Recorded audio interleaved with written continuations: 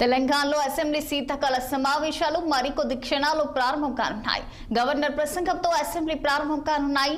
అయితే ఈసారి ప్రశ్నోత్తరాలు వాయిదా వేసినట్టు తెలుస్తుంది. ముందుగా ఉభయ సభలో దివంగత ఎమ్మెల్యేలు ఎమ్మెల్సీల సంతాప తీర్మానాలు ప్రవేశపెడతాయి. ప్రశ్నోత్తరాల వాయిదా తర్వాత బీఎస్సీ సమావేశం జరుగుతుంది. ఇందులో శాసనసభ మండలి ఎన్ని రోజులు సమావేశాలు నిర్వహించాలో నిర్ణయించనున్నారు. కనీసం 15 రోజుల సమావేశాల కోసం బీఆర్ఎస్ ఆగ్రహంతో పట్టుబడుతున్నారు. మరి ఈ సమావేశాలకు మాజీ సీఎం కేసీఆర్ హాజరు కానున్నారు.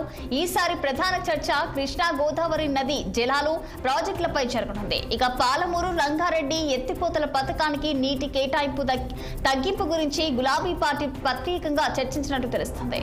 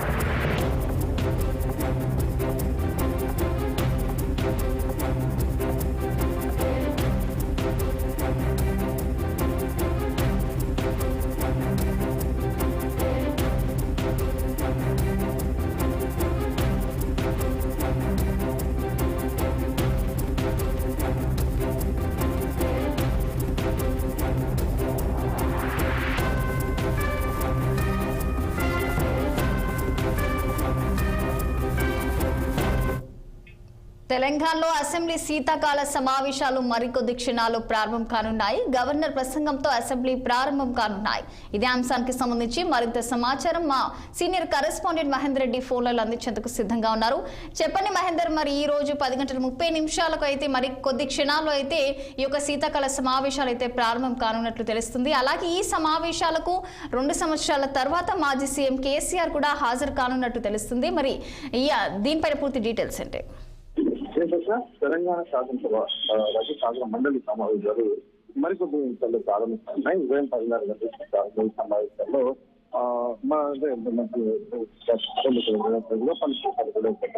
మొదటగా సమావేశంలో దివంగత మాజీ ఎమ్మెల్యే రామరెడ్డి దామోదర్ రెడ్డి, కొండ లక్ష్మారెడ్డి, అలాగే మాగంటి గోపినాథ్లకు సంతాప తీర్మానాలు కొన్ని బిల్లులకు సంబంధించిన పత్రాలు సభలో పెట్టే అవకాశం కనిపిస్తుంది. అలాగే జిహెచ్ఎంసీలో ఓఆర్ఆర్ పరిధిలో మున్సిపాలిటీ పాటు జిహెచ్ఎంసీ పరిధి పెరగడంతో వార్డుల సంఖ్య పెంపు, అలాగే లోకల్ బాడీ ఎన్నికల్లో 2 పిల్లల నిబంధనల తొలగింపు, తెలంగాణ జిఎస్టీ సవరణ, ఉద్యోగాల హేతుబద్ధత, అలాగే వేతన నిర్మాణ ఈ సవరణకు సంబంధించినటువంటి 2 ఆర్డినెన్సులు, గ్రామీణాభివృద్ధి, పంచాయతీరాజ్ చట్ట సవరణ, అలాగే పంచాయతీరాజ్ సంబంధించిన గెజిట్ ఈ ప్రస్తుత అసెంబ్లీ సమావేశంలో చట్టబద్ధత కల్పించే అవకాశం ఉంది.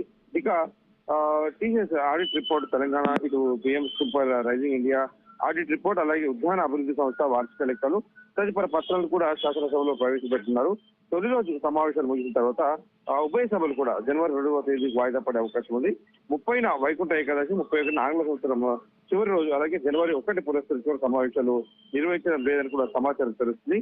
మరి నేడు ఉభయ సభలకు అయిన తర్వాత ఈ బీఎస్సీ బిజినెస్ అడ్వైజరీ కమిటీ సమావేశాలు నిర్వహించున్నారు. ఎన్ని రోజుల పాటు సభ నిర్వహించాలనే దానిపైన అయితే నిర్ణయం తీసుకున్నారు.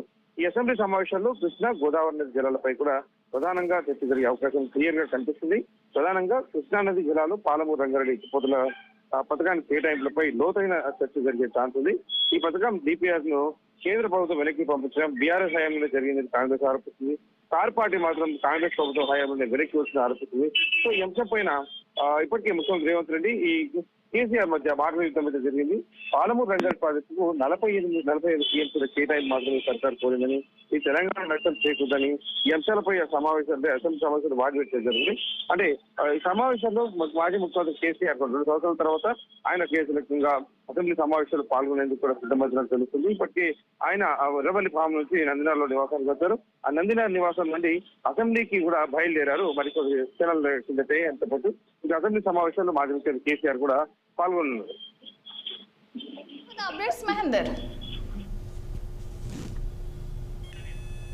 Right, thank you Mahender.